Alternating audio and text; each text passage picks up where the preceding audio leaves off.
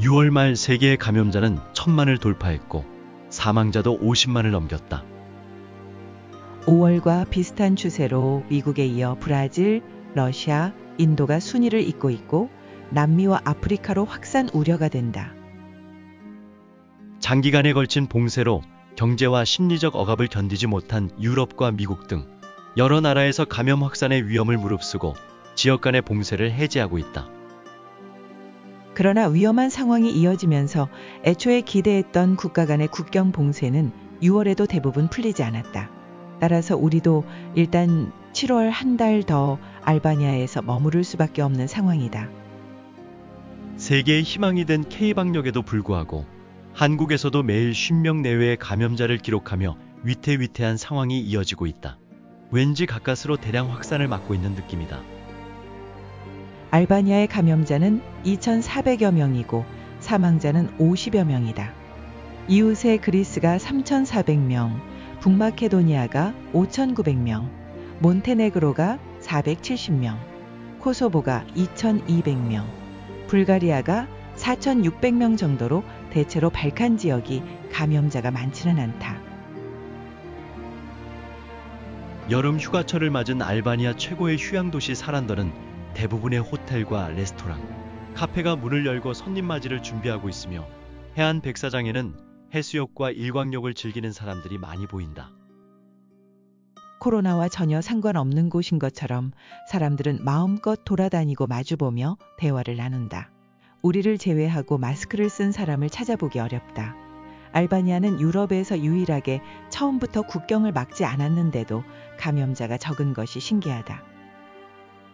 사란더에는 감염자가 없다면서 시민들은 일상적인 거리두기조차 하지 않는다. 국내에 분명히 감염자가 존재하고 있는데도 전혀 신경을 쓰지 않는다. 너무 낙천적이다. 한철 장사로 1년을 먹고 사는 해변 휴양지답게 방값도 600에서 1000유로 수준으로 2배 이상씩 오른다. 우리는 휴양보다는 체류가 목적이기에 비싼 방값을 감내하면서 이곳에 있어야 할 이유가 없다. 다른 곳의 방값도 알아보고 바람을 쐴 겸 내륙 도시 지로카스터르, 페르메트를 다녀왔다. 이곳들도 관광지라 휴가철 방값이 저렴하지 않다. 관광지가 아닌 곳은 방이 없고 관광지는 모두 비싸다. 발품을 팔아 서민들이 사는 아파트를 알아보니 에어컨이 없는 작은 아파트가 200유로 정도다. 지로카스터르는 돌의 도시라는 별칭을 가지고 있는 오스만 제국 시대의 독특한 건축들과 산 위에 건설된 지로카스터르 성으로 유명한데 유네스코 세계유산으로 지정된 곳이다. 우리는 2019년 발칸을 일주할 때 지로카스터르 성으로 올라가 구경했기에 이번에는 그냥 도심에만 방문했다. 페르메트는 아름다운 자연과 역사적인 유산이 어우러진 곳이다. 비오사 강을 따라 도시가 형성되어 있고 온천과 협곡, 전통적인 음식으로 유명하다. 우리는 페르메트 도심과 외곽의 랑가리카 협곡으로 가서 아름다운 오스만 양식 카디우트 다리를 구경하고 벤자 온천에 발을 담그고 놀다가 왔다. 사란더 시내도 성수기에는 서민들 아파트도 300에서 400유로는 한다. 사란더에서 미장원을 하는 우크라이나에서 온 부부는 1년간 계약으로 월 160유로의 아파트를 임대했다고 하니 서민들의 장기 임대는 월 20만 원 내외다. 대략적인 방값을 파악하고 나서 다시 에어비앤비에서 알바니아 전역의 방을 알아보았다. 대략 월 30만 원 전후의 방들을 찾을 수 있었는데 엘바산 부근의 시골에 월 12만 원짜리 아주 저렴한 집이 있다. 수수료를 포함해도 15만 원이다. 고도가 높아 시원할 것 같고 산과 호수가 있어 조용하고 산책을 하기 좋아 보인다. 에어컨과 와이파이가 없지만 선풍기를 하나 사고 와이파이는 유심을 쓰면 될 것 같다. 계속 방을 찾는 것도 힘들어 망설이다 월세를 내고 예약했다. 그런데 며칠 뒤 7월에는 방을 비워줘야 한다던 아파트 주인에게서 같은 조건으로 한 달 더 있어도 된다는 전갈이 왔다.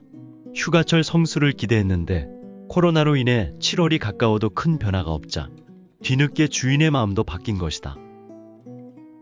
모든 시설이 잘 갖춰진 편한 아파트를 떠나는 것이 아쉽지만 예약금을 냈기에 계획대로 7월에는 고지대의 시골로 옮기기로 했다.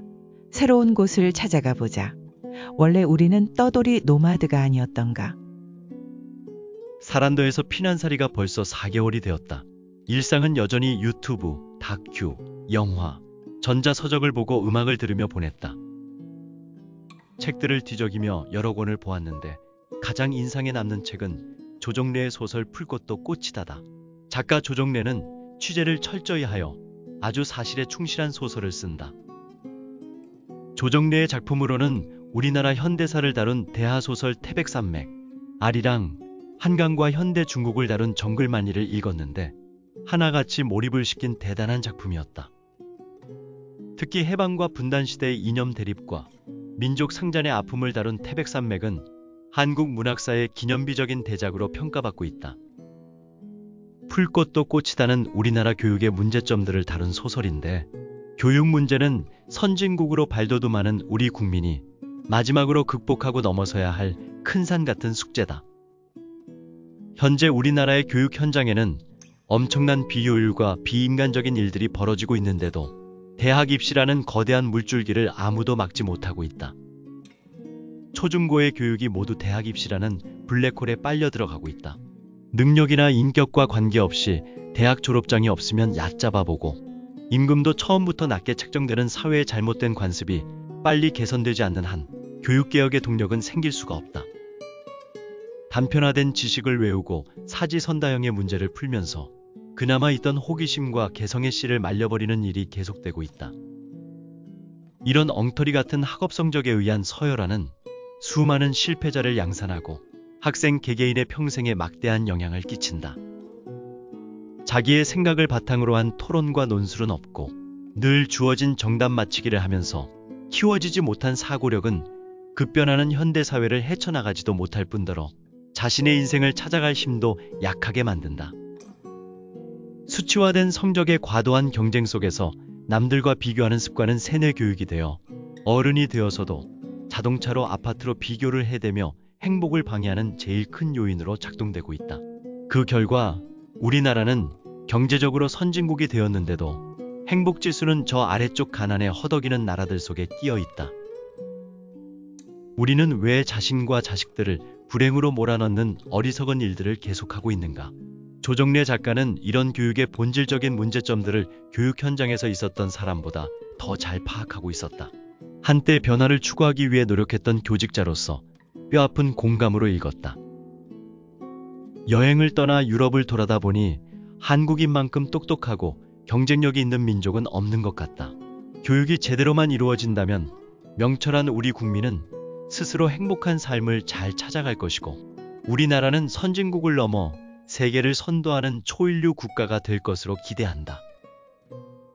매일 한 편씩 본 영화 중에서는 미국과 한국, 중국의 현대사를 배경으로 한 포레스트 검프, 국제시장, 인생과 현실적 삶의 막막함에 생각거리를 많이 던지는 노인을 위한 나라는 없다와 인간을 짓누르는 종교의 횡포에 절망과 공포감에 휩싸였던 팀북투가 기억에 남는다. 젊은 톰 행크스의 명연기에 빠져 포레스트 검프처럼 우직하게 인생을 살아보면 좋겠다고 생각했고 황정민을 따라 우리나라 현대사의 굵직한 장면들을 회상하며 그리운 추억의 눈물을 흘렸다. 장예모 감독의 인생에서는 세옹지마를 실감하며 역사의 거대한 물결에 떠내려가는 개미 같은 인간상에 공감했다. 잘 만든 영화들은 다시 보아도 재미있고 삶을 반추시킨다. 이오냐해의 아름다움을 바라만 보고 수영과 일광욕을 즐기는 사람들을 구경만 하다. 드디어 우리도 수영복을 입고 해수욕장에 진출했다. 여름 바닷가에 후덥지근하고 따가운 햇볕을 싫어하여 해변에서 4개월을 살면서도 그냥 구경만 했었다. 5,500원의 파라솔과 눕는 의자를 빌리고 3,300원의 커피 2잔을 마시고 바닷가 의자에 누우니 이런 후덥지근한 것은 전혀 느낄 수 없고 시원하니 너무 좋다. 습기가 많은 한국과 공기가 건조한 유럽의 차이다. 괜히 지레짐작으로 마지막 날에야 해수욕장에 온 것이 바로 후회가 되었다.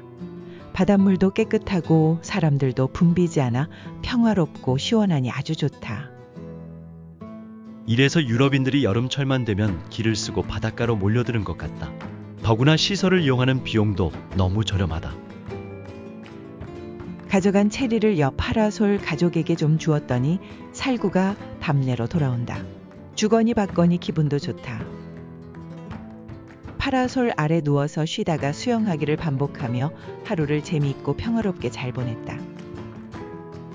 이제 내일은 산골 마을로 떠나야 한다. 아름다운 저수지가 있는 고지대 산골에서의 생활이 기대된다.